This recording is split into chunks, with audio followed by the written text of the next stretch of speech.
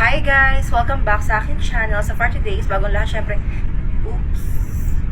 Guys, ayun guys, meron akong video nakaraan, diba? Ang sabi ko doon is, paano mo malalaman kung nandidiri na sa'yo ang isang babae? So syempre ngayon guys, sa kabila naman tayo papanig, okay? Paano mo naman malalaman pag once na nandidiri na sa'yo ang lalaki? Either na partner mo to, karelasyon, ex, asawa, kasama sa buhay, is kung ito ang pinaparamdam niya sa'yo or pinapakita niya sa'yo, isang malaking red flag. Ibig sabihin lang nun is nandidiri na sa'yo ang isang lalaki. Okay, unang-una sa listahan, mararamdaman or makikita mo nandidiri na sa'yo ang isang lalaki pag once na ganito na ang pinapakita sa'yo. Okay, unang-una sa mga tropahan. Di ba sa magtotropa, madalas, yung mga magtotropa, mga lalaki, yung mga babae, mga asa-asawa nila is merong mga gatherings, di ba, na magkakasama, nagiinuman, kainan, gano'n, di ba? Tapos, itong kasama mo na to, pag once na laging mga biruan, mga asa-asawa, is lagi kanyang pinapahiya. Lagi kanyang, alam mo yun, parang lagi kanyang binababoy sa harap ng mga tropa niya, which is yung mga joke niya is hindi napasok. Andun na yung ipapahiya ka niya. Alam niyo ba guys, eto madami ako nasaksihan na ganyan. Yung tipong magkarelasyon, or sabihin natin na magkarelasyon naman sila, pero alam niyo, parang feeling tinatanggi sila ng lalaki.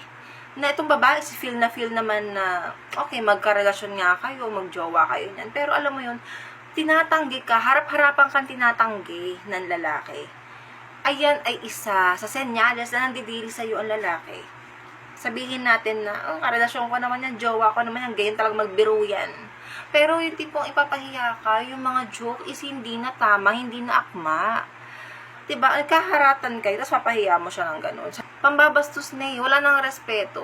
Isa yan sa nandidiri na sa iyo ang lalaki. Pangalawa, syempre, ito naman makikita nyo agad. Pag ang lalaki is lagi ka nire-reject, hindi ka tinatabihan, or hindi man lang nag-i-insist na mag-first move sa'yo. Okay, sabihin na natin na magkarelasyon kayo. Sabihin natin pagod si lalaki lagi sa trabaho, kasi nga, syempre, diba, kumakayod sa pamilya nyo para sa inyong dalawa. Pero alam niyo yun, hindi niya na maisingit or hindi niya na gustong tumabi talaga sa'yo. Hindi man lang siya nagbibigay ng time sa'yo. Diba? Yung tipong kahit loko-lokohin mo siya, lambing-lambingin mo, pero alam mo, nire-reject niya yung pakiramdam or yung feelings mo na, uy, eto na ako, nilalandi ka, no? Pero bakit parang nire-reject mo pa rin ako? Ayun na yun, di ba? Magising ka, girl, pag ganyan. Okay, next naman is compliments. Never kang kino-compliment na to. Hindi ka nakarinig na magandang compliment sa animal na to, kundi lagi ka na lang inaalipusta, binabastos. Kaya sabihin natin na joke siya, alam mo, biro lang yun, okay lang yun. No! Ang love, ang respeto, hindi ka niyan bibiruin nang masasaktan ka. Kasi alam niyo, lagi may boundary. Kasi sabihin mo magjowa kayo, mag-asawa na kayo, matagal na magkasama, pag gusto gawin mga biro niya, yung tipo, wala sa, hindi pasok, wala.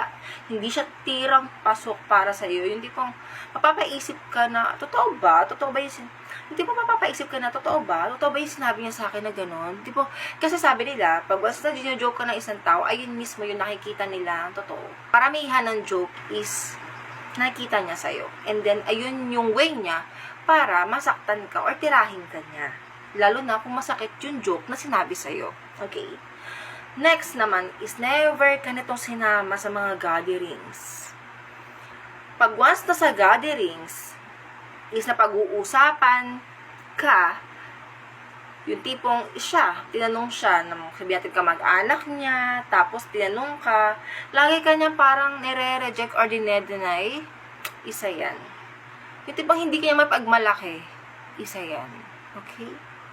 Kaya girls, pag alam nyo ganyan yung pinaparamdam sa inyo ng partner, or sabihin natin nakasama mo sa buhay, ganyan, better leave.